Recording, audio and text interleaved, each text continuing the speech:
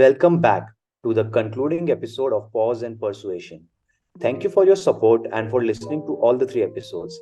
We appreciate your enthusiasm and it was a valuable learning experience for us, and I hope it was for you as well. So, in the first two episodes, we talked about implicit associations, then anthropomorphism. So, finally, in this episode, we'll be exploring the psychology from three different perspectives, namely behavioral, emotional, and neurological.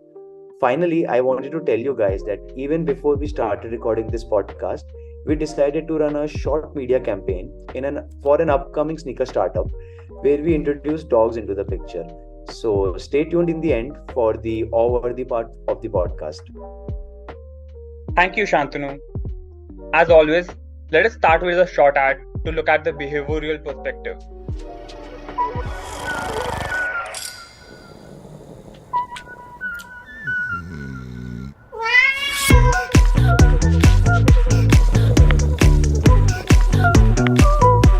अब कुछ नहीं रुकेगा क्योंकि बिस्लरी अपने app आएगा. Here, we see a cat subscribing to a can of Bisleri from the app. Simple and straightforward. In the Bisleri ad we discussed earlier, we saw camels speaking in the desert asking for water. It had utilized both implicit associations as well as anthropomorphism. But in this latest ad campaign, they have used none of these. Here, the cat is acting as just the attention-grabbing tool that brings us to the behavioral perspective. So, in the behavioral perspectives, animals serve as visual tools for grabbing attention and for getting people to buy a product or a service. Animals are appealing and gets people's attention. So, it initiates the persuasion process. So, remember this word persuasion process and reduces the consumer resistance. So, to give you a very good example, showing the same ad which Raghav talked about. So, you are being persuaded to go for the Bisleri subscription. The ad literally shows that it is so easy to do so that even a cat can do it. So, why not you? Exactly. Another good example of this is the Cheetah Bhi Peeta Hai ad of Mountain Dew. Here, there is some association with the animal and the brand, but more focus is on that even a cheetah is drinking Mountain Dew, so why not you? So that covers the behavioral perspective. Let us now look at the emotional perspective with the very successful Super Bowl ad from Budweiser, The Lost Dog.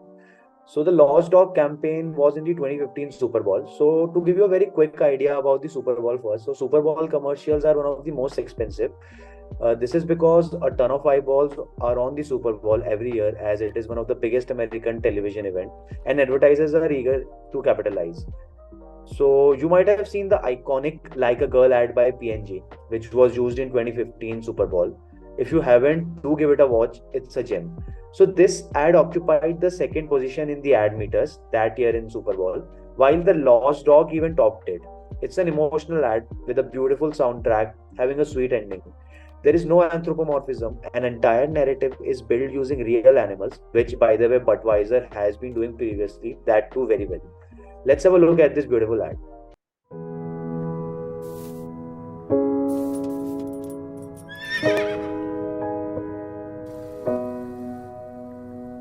When I wake up, well, I know I'm gonna be the man who wakes up next to you.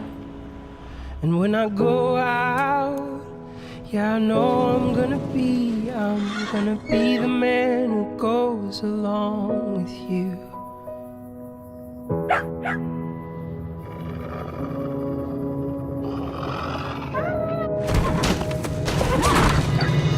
I would walk 500 miles, and I would walk 500 more just to be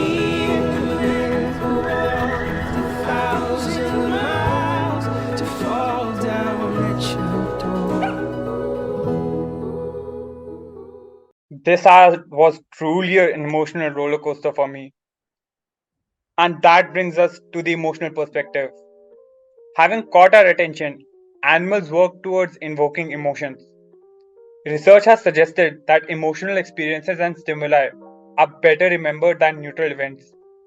And by including animals in advertisements, Budweiser has tapped into cultural and emotional resonance, making the advertisements more engaging, shareable, and aligned with values such as companionship and positivity. But how do these emotions work? Is there a cognitive link with these emotions? And what type of emotions work better? For that, we look at the neurological perspective. Let us take one last trip down the memory lane and explore why we still remember such ads. चल नीचे आ darling, नीचे आ, पिटेगी देखियो। और नीचे आ। Try कर दो। अच्छा नीचे आएगी। आजा। आ गई। चाहिए पहले डांस करके तो दिखा।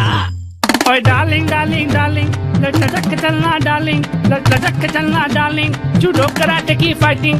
ओए हाँ, इंजो मंजा, कर दे रोने की एक्टिंग। ओए डार्लिंग डार्लिंग डार्लिंग, लटक चलना डार्लिंग, ठुमक चलना डार्लिंग। अरे भाई डार्लिंग, ये क्या हो रहा है डार्लिंग? सारा मजा खराब कर रही है। चली जाऊंगी मैं फिल्मों में हीरोइन ही बनने। क्या? बहुत कनेक्शन है मेरा वहाँ।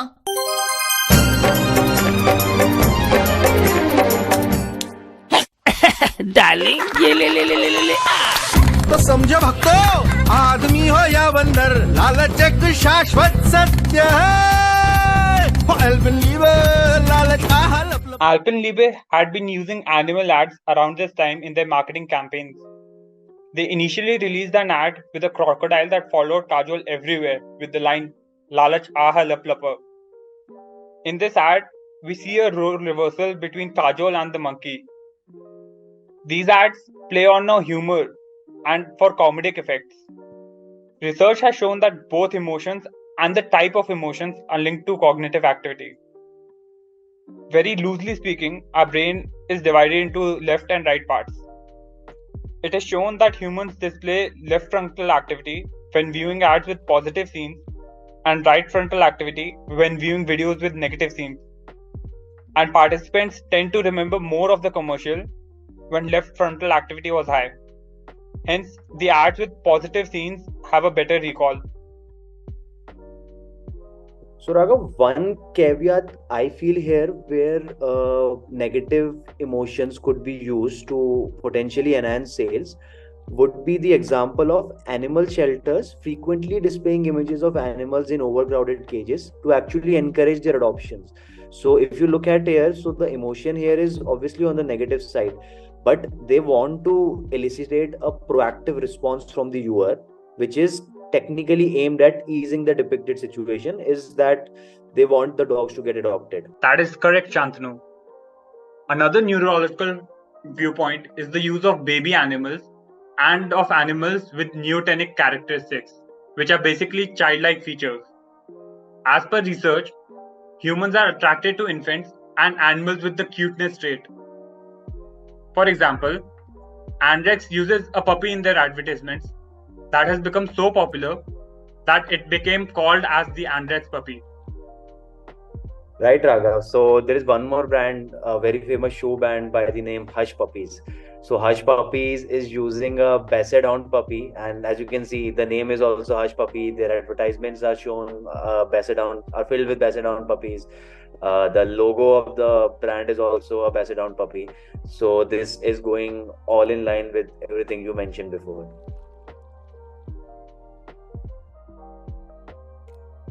So that wraps up the three perspectives. Now coming to the short marketing experiment we did using our research.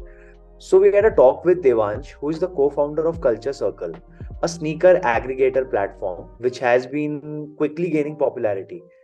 They have a very active social media, so we decided to match sneakers with certain dog breeds. So we ended up using AI to generate images of dogs of various breeds actually wearing those sneakers on. Yes, this again would be anthropomorphism, our favorite word from this podcast. This generated quite a good buzz, where a lot of people ended up sharing the post along with commenting on the post, leading to the brand's promotion. The reasons behind this good response is the same, which we have discussed in this entire series.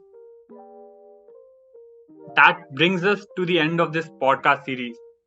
We hope you all enjoyed listening to us as much as we enjoyed creating this series. And we hope you'll be able to take away a few psychological concepts and a few marketing campaigns as discussed throughout this series. This is Raghav and Shantanu with Pulkit and Rahul signing off.